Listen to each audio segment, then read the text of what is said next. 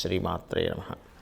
ప్రేక్షకులకి ఆ లలితాంబిక అమ్మవారి యొక్క అనుగ్రహం పరిపూర్ణంగా కలగాలని మనస్ఫూర్తిగా కోరుకుంటూ మనం ఈరోజు చెప్పుకోబోయేటువంటి టాపిక్ ఏదైతే ఉందో, ముఖ్యంగా ఈ యొక్క అక్టోబర్ మాసంలో 1వ తేదీ నుంచి నెలాఖరి వరకు ఉన్నటువంటి గ్రహస్థితి ఏ విధంగా ఉంది అని ముఖ్యంగా ముందుగా చూసుకున్నట్లయితే, ఈ యొక్క మాస ఫలితాల్లో కుజుడు మిథునంలోని, అదేవిధంగా గురువు వృషభ రాశిలోని మనకి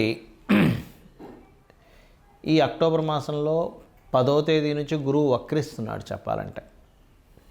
అదేవిధంగా అక్టోబర్ 20వ తేదీ నుంచి కుజుడు నీచ పొందుతున్నాడు, గుర్తుపెట్టుకోండి. అదేవిధంగా మనకి కన్యారాశిలో 17వ తేదీ వరకు కేతువుతో రవి ఉంటూ, ఈ రవికేతువులతో పాటు మనకి ఆ యొక్క బుధుని యొక్క సంచారం ఉంటూ, ఆ బుధుడు 13వ తేదీ నుంచి తులలోకి రావడము, 11వ తేదీ నుంచి శుక్రుడు వృశ్చికంలోకి వెళ్ళడము, శని వక్రించి కుంభంలో ఉండడం జరుగుతుంది. ఈ యొక్క గ్రహస్థితిని అనుసరించి 12 లగ్నాల వారికి, లగ్నం తెలియని వారి రాశి వారికి ఎటువంటి శుభ ఫలితములు జరగనున్నాయి, ఏ విషయాల పట్ల జాగ్రత్తగా ఉండాలనేటువంటి విషయాలు చెప్తుంది. నేనైనప్పటికీ కూడా చెప్పిస్తుంది సాక్షాత్ ఆ లలితా అమ్మవారి చెప్పిస్తుందని భావిస్తూ ఒక్కొక్క లగ్నం గురించి లేదా ఒక్కొక్క రాశి గురించి తెలుసుకుందాం. ధనుర్లగ్నము, ధనస్సు రాశి. ధనస్సు వారికి కనుక చూసుకున్నట్లయితే, ఇక్కడ లగ్నాధిపతి లగ్నాధిపతి షష్టమంలో ఉంటూ పంచమాధిపతి అష్టమంలో ఉండడం జరుగుతుంది. సో 20వ తేదీ నుంచి అష్టమంలోకి వస్తున్నాడు పంచమ వ్యయాధిపతి.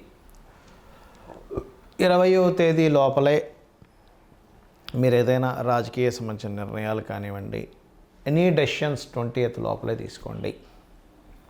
అలాగే ప్రేమ వ్యవహారాలకు సంబంధించిన విషయం కావచ్చు, ఇన్వెస్ట్మెంట్స్ విషయం కావచ్చు, ఇది గుర్తుపెట్టుకోండి.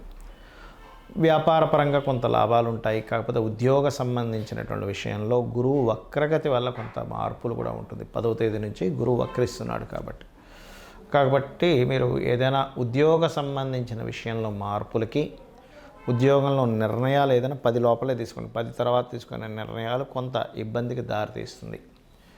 అందులోని కుజుడు ఎప్పుడైతే 20వ తేదీ నుంచి అష్టమ స్థానంలో నీచ పొంది శనిని చూస్తాడో, 3వ స్థానంలో ఉన్న శనిని చూస్తాడో, ఒక రకంగా మీకు ఒక మొండి ధైర్యాన్ని కూడా ఇస్తాడు ఇక్కడ.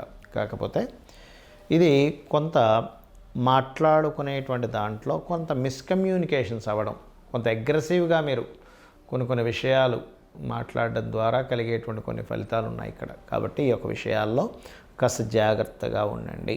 హోమ్ లోన్స్ లభిస్తాయి. రుణ సంబంధించినవి తీర్చేటువంటి బలం కూడా ఇక్కడ సమకూరుతుంది. కొన్ని వ్యాపారాల్లో అనుకోకుండా కలిసి వచ్చేటువంటి యోగం కూడా ఉంది. బికాజ్ ఆఫ్ లాభాధిపతి నీచభంగ రాజ్యయోగంలో ఏర్పడుతున్నాడు కాబట్టి తండ్రి యొక్క ఆస్తికి సంబంధించిన విషయంలో ఇది ఇంకా రాదు అనుకున్నా కూడా కొంతవరకు కలిసి రావడం కూడా ఖచ్చితంగా గోచరిస్తుంది, శుక్రుడు 12లో ఉంటున్నందుకు. అయితే సహజంగానే ధనుర్లగ్నానికి శుక్రుడికి సంబంధించినటువంటి విషయాల్లో కొంత ఇబ్బందికరమైనటువంటి, అంటే శుక్ర మహర్దశ నడుస్తున్న ఆ శుక్రుడు గోచారంలో కొన్ని గ్రహస్థితుల్లో ఉన్నప్పుడు ఇబ్బందికరమైన వాతావరణం ఇస్తూ ఉంటుంది. అయితే ఈ కాంబినేషన్ ఏదైతే ఉందో, ఇది పర్టికులర్గా ఇచ్చేటువంటి రిజల్ట్ చూసుకున్నట్లయితే, ఈ శుక్రగ్రహము 12లోకి వస్తున్నందుకు విదేశీ యోగాలతో పాటు వివాహ సంబంధించినటువంటి విషయంలో ఉన్నటువంటి చిన్న డిస్టర్బెన్స్ కూడా క్లియర్ అవుతాయి దీనివల్ల. ఎప్పుడు 13వ తేదీ నుంచి ఎప్పుడైతే శుక్రుడు 12లోకి వస్తున్నాడు. ఉద్యోగం విషయంలో సాఫ్ట్వేర్ రంగాల్లో ఉండేటువంటి వారికి, అందులో ముఖ్యంగా AI ఆర్టిఫిషియల్ ఇంటెలిజెన్స్ రంగాల్లో ఉండేటువంటి వారికి కొత్త అవకాశాలు వస్తాయి. గణపతిని ఎక్కువగా ధ్యానించండి. కామేశ్వర ముఖాలోక కల్పిత శ్రీ గణేశ్వర అనే నామస్మరణ. అదేవిధంగా ఈ 3వ స్థానంలో కుజుడు దృష్టి ఉన్నందుకు ఓం కర్పూర వీటి కామోద సమాకర్ష దిగంతరాయ నమః, లేదా సూర్యభగవాను చూస్తూ ఓం మిత్రాయ నమః అనే నామస్మరణ. లేదంటే ఉద్యోగ సంబంధించిన విషయంలో ఇబ్బంది ఉందనుకునేటువంటి వారు ఓం శ్రీమాత శ్రీ మహారాజ్ని శ్రీమత్ సింహాసనేశ్వరి నమః, లేదా ఓం మాణిక్య మకుటాకార జానుద్వయ విరాజితాయ నమః అనే నామస్మరణ చేయండి. అన్ని విధాలా బాగుంటుంది. ఈ నెల 20వ తేదీ నుంచి కుజుడు నీచ పొందుతున్నాడని చెప్పుకున్నాం. అయితే ఇక్కడ చాలామందికి జాతకం ఉంటుంది, వాళ్ళకి డేట్ ఆఫ్ బర్త్ రాస్తారు, కొంతమంది రాయరు. పలానా లగ్నం అని కానీ నక్షత్రం అని కానీ రాశి అని కానీ తెలియదు. మరి తెలియని వాళ్ళ పరిస్థితి ఏమిటి చూసుకున్నట్లయితే, మీరు నవగ్రహాలలో కుజ శని గ్రహాల దగ్గర దీపారాధన చేయండి. గోశాలకు వెళ్ళి గోవులకి క్యారెట్స్ బెల్లము తినిపించండి. ఎందుకంటే మీ యొక్క జన్మజాతకంలో గనక కుజశనుల యొక్క సంబంధం ఉంది అంటే ఎలాగా, కుజశనులు కలిసి ఉండడం కానీ, కుజుడు రాశుల్లో శని, శని రాశుల్లో కుజుడు పరివర్తనా యోగం ఉండడం కానీ, లేనట్లయితే ఒకే రాశి సంబంధం అంటారు. అంటే చూడ్డానికి అవి వేరువేరు రాశుల్లో ఉన్నట్టున్న ఏకరాశి సంబంధం అంటే ఎలాగా, సింహము కర్కాటకంలో ఉన్న, లేదా మనకి మిథునము కన్యా రాశుల్లో ఉన్న ఈ రెండు బుధరాశులే.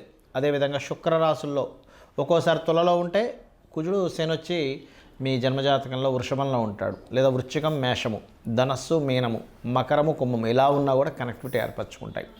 అలా మీ జన్మజాతకంలో ఉన్నప్పుడు ఇలా గోచారంలో ఈ యొక్క కుజశనులు కనెక్టివిటీ ఉన్నప్పుడు మీకు ఏదైనా కుజుడి యొక్క మహాదశ కానీ శని యొక్క మహాదశ కానీ నడుస్తున్నప్పుడు అది వివాదాలకు దారితీస్తుంది. కాబట్టి వాటికి కొంచెం దూరంగా ఉండండి. అయితే ఇక్కడ వీటన్నిటికంటే కూడా ముఖ్యంగా మీరు చూసుకోవాల్సినటువంటిది మీ యొక్క పర్సనల్ చార్ట్ చూసుకోవాలి. ఎప్పుడు కూడా మన పర్సనల్ చార్ట్లో మనము ఏ మార్గంలో ప్రయాణిస్తే మన యొక్క జీవితం ఉన్నతంగా ఉంటుందనేటువంటిది ఉంటుంది. అది ఎలా ఉంటుంది అంటే చెప్తాను చూడండి. మీ యొక్క నేచర్ ఏదైతే ఉందో ఆ నేచర్కి తగ్గట్టుగా మీరు ఉంటేనే మీ యొక్క లైఫ్ బాగుంటుంది, గుర్తుపెట్టుకోండి. అంటే ఎలాగా, మీ యొక్క జాతకం చెప్తుంది చాలా స్పష్టంగా, నువ్వు ఇలా ఉంటే బాగుంటావని.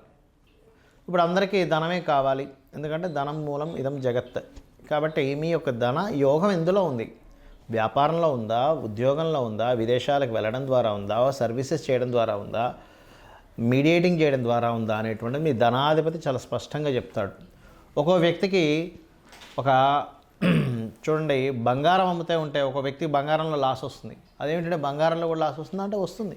ఒక వ్యక్తికి చెత్త అమ్ముకోవడం ద్వారా కూడా డబ్బులు వస్తాయి. అంటే ఏమిటి, మీ సెకండ్ లార్డ్ ఏ కాంబినేషన్లో ఉన్నాడు. కొంతమంది తెలియక సంపాదించిన ధనాన్నంతా తీసుకెళ్ళి ఒక దగ్గర పెడతారు, అక్కడ నష్టపోవడం జరుగుతూ ఉంటుంది. ఆ రకంగా దాదాపుగా ఏంటంటే మీకు తెలియకుండానే కొన్ని తప్పిదాలు జరుగుతుంటాయి. మీ యొక్క జన్మజాతకాన్ని స్పష్టంగా అంటే ఒక దాని గురించి సరైన పట్టున్నటువంటి మీకు తెలిసిన ఆస్ట్రాలజర్కి చూపించుకున్నట్లయితే చాలా స్పష్టంగా చెప్పడం జరుగుతుంది. ఏమంటే ఇక్కడ మీరు ఇన్వెస్ట్మెంట్ చేయండి, ఇక్కడ మీరు చేయొద్దు, ఇది ఇలా చేయండి అనేటువంటిది. అదేవిధంగా కొన్నిసార్లు కొన్ని ప్రయత్నాలు చేస్తుంటాం, ప్రయత్నం సఫలీకృతం అవ్వదు. దానికి పర్టికులర్గా మీ జన్మజాతకంలో ఏ గ్రహాలు యాక్టివ్ అయితే, ఏ గ్రహాలు డీయాక్టివ్ అయితే మీ ప్రయత్నం సాగుతుంది అనేటువంటిది ఉంటుంది.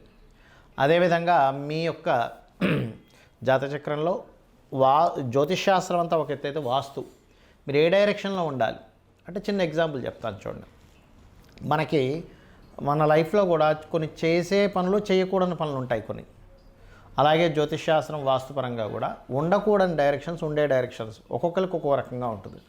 మీ పేరులో ఉండే మొదటి అక్షరాన్ని వర్గుగా తీసుకొని వర్గు నిర్ధారణ పరంగా మీరు ఏ డైరెక్షన్లో ఉంటే బాగుంటుంది అంటే, మనకు శాస్త్రంలో అన్ని డైరెక్షన్స్ మంచివే, కానీ మీకేది సరిపోతుందని చెప్పబడింది శాస్త్రంలో.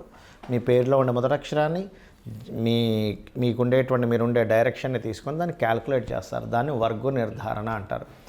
దాని గురించి నేను 8 వీడియోలు చేశాను. పంచాంగాల్లో కొన్ని తప్పులు ఉన్నాయని చెప్పాను. మీరు అది క్లియర్గా క్యాల్కులేటివ్గా చెప్పినటువంటిది మీరు చూసుకోవచ్చు కూడా. అదేవిధంగా కొంతమందికి సంతానం ఎందుకు కలగట్లేదని కానీ దానికి ఏం చేసుకోవాలి, చిన్న చిన్న రెమెడీస్తో దక్షిణామూర్తి ఆరాధన, దత్తాత్రేయుడు యొక్క ఆరాధన ద్వారా సంతానం కలుగుతుంది. లేదా మీ పంచమాధిపతి ఎవరో తెలుసుకొని చేయొచ్చు. కొన్నిసార్లు అదే పంచమాధిపతి షేర్ మార్కెట్కి, సినిమా ఫీల్డ్కి, కొన్ని లవ్ రిలేటెడ్ సంబంధించిన విషయాలు కూడా కనెక్ట్ అయి ఉంటాడు. అలాంటప్పుడు ఆ ఫీల్డ్స్లో రాణించే యోగం ఉంటే ఖచ్చితంగా రాణిస్తారు, అందులో ఎటువంటి సందేహం లేదు. కొంతమందికి సినిమా ఫీల్డ్లోనే టాప్ పొజిషన్లోకి వెళ్తారు, అదే సినిమా ఫీల్డ్లోకి వెళ్ళడం ద్వారా డౌన్ఫాల్ అవుతూ ఉంటారు. సో అది అసలు ఎందుకు జరుగుతుంది అనేటువంటిది మనం పట్టుకోగలగాలి. అదేవిధంగా వివాహ సమయాన్ని కానీ, వ్యాపార సమయాన్ని కానీ, విదేశాలకు వెళ్ళేటువంటి యోగాలు కానివ్వండి, కొన్ని తెలుసో తెలియకో పూర్వజన్మలో చేసినటువంటి కొన్ని కర్మల ఆధారంగా కొన్ని దోషాలు ఏర్పడతాయి. అంత మాత్రం చేత ఏదో దోషం ఉంది, నా జీవితం ఇంక ఇక్కడ అయిపోయింది, ఏలినాడు శని నడుస్తుంది కాబట్టి ఏదో అయిపోయింది, సర్పదోషం నడుస్తుంది కాబట్టి ఇంక నా జీవితం అయిపోయింది అనడానికి లేదు. అలా ఎక్కడా కూడా శాస్త్రంలో చెప్పలేదు అంటారు నేను. ఎందుకంటే ఏ మహర్షి కూడా, ఏ గ్రంథంలోని కూడా నీకు ఈ దోషం ఉంటే నీ లైఫ్ ఇంకా అయిపోయిందని ఎక్కడ రాయలేదు. చూపించండి కావాలంటే. నీకు ఈ దోషం ఎందుకు ఏర్పడిందో చెప్పాడు మహర్షి. నువ్వు ఈ కర్మని చేసావు కాబట్టి నీకు ఈ దోషం ఏర్పడింది.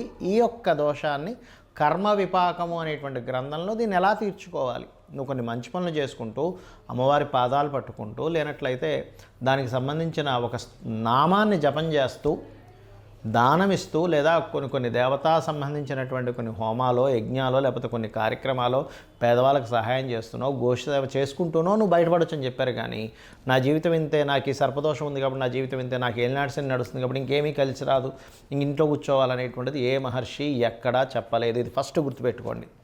ఎందుకంటే జ్యోతిష్శాస్త్రం అనేటువంటిది వెలుగుని చూపించే, జ్యోతి అంటే వెలుగు.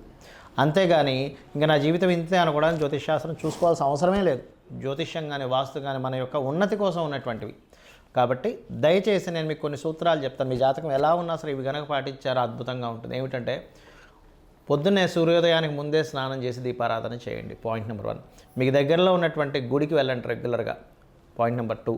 పాయింట్ నెంబర్ 3 ఏమిటి అంటే మీరు వీలున్నప్పుడల్లా కూడా గోశాలకు వెళ్ళి గోవులకి ఏదైనా దేశీవాళ్ళ గోవులకి ఏదో ఒకటి తినిపిస్తూ ఉండండి. 4వది మీకు తోచిన సహాయం పేదవాళ్ళకి ఏదో ఒక రూపంలో ఇస్తూ ఉండండి. ఇది మీకు చాలా, లేదా పక్షులకి జంతువులకి ఏదో ఒకటి తినిపిస్తూ ఉండండి. 5వ పాయింట్ ఏంటంటే వీలున్నప్పుడల్లా 4 డబ్బులు ఉన్నప్పుడు క్షేత్ర దర్శనం చేయండి. ఏ క్షేత్రంలో ఏ గంధర్వుడో మహర్షో లేకపోతే యక్షుడో ఏ సిద్ధుడో మీకు తెలియకుండా సూక్ష్మ రూపంలో ఉంటూ మీ యొక్క కర్మను తొలగించేటువంటి యోగం మీకు పడుతుంది. ఇవి చేయండి చాలు. అంతేగాని ఏదో దోషం ఉంది, ఏదో అయిపోతుంది, నా జీవితం ఇంతే అనేటువంటి వాటిల్లో ఉండి అనవసరంగా మీ యొక్క జీవితాలు పాడు చేసుకోకండి. ఇవి చేయండి చాలు.